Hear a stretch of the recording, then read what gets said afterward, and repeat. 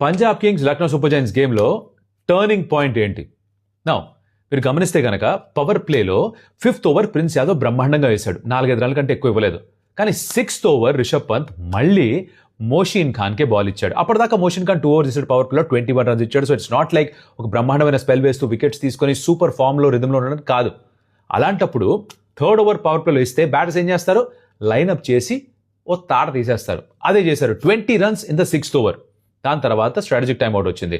తర్వాత ఏమవుతుంది? యూజువల్గా పర్ఫెక్ట్ బ్యాటింగ్ సైడ్ వికెట్ కోల్పోతూ ఉంటారు. జనరల్గా ఇదే జరుగుతుంది కదా. అంటే మీ బెస్ట్ బౌలర్ బౌలింగ్ చేయాలా? ఎవరు వేశారు? ఆయుష్ బుడోని వేశాడు. ఓకే, అర్థం చేసుకోవచ్చు, ఇద్దరు లెఫ్ట్ హ్యాండెడ్ బ్యాటర్స్ ఉన్నారు, సో ఆఫ్ స్పిన్నర్ ట్రై చేశారు. కానీ మార్క్రమ్ ఎక్కువ ఎక్స్పీరియన్స్ ఉన్న బౌలర్ ఏమో కదా, అక్కడెక్కడో చిన్న ట్రిక్ మిస్ చేశారు అనిపించింది. ఆ ఓవర్లో కూపర్ కాన్లీ 2 బౌండరీ స్కోర్ చేసి రిథంలోకి రావడం. దాని తర్వాత partnership between Priyansh Arya and Cooper Connolly 182 of 81 balls. Priyansh Arya 9 సిక్స్లు, కూపర్ కాన్లీ 7 సిక్స్లు. పార్ట్నర్షిప్ అమోఘం, destruction at its best and highest team score చూసాం ఈ సీజన్లో. 2 చిన్న డెసిషన్స్ మొత్తం గేమ్ స్వరూపాన్నే మార్చేశాయి. గేమ్ ఆఫ్ మొమెంటమ్ ఈ T20 క్రికెట్, ఆ మొమెంటమ్ మొత్తాన్ని కూడా ఆ 6th ఓవర్ అండ్ 7th ఓవర్లో లాగేసుకున్నారు పంజాబ్ కింగ్స్.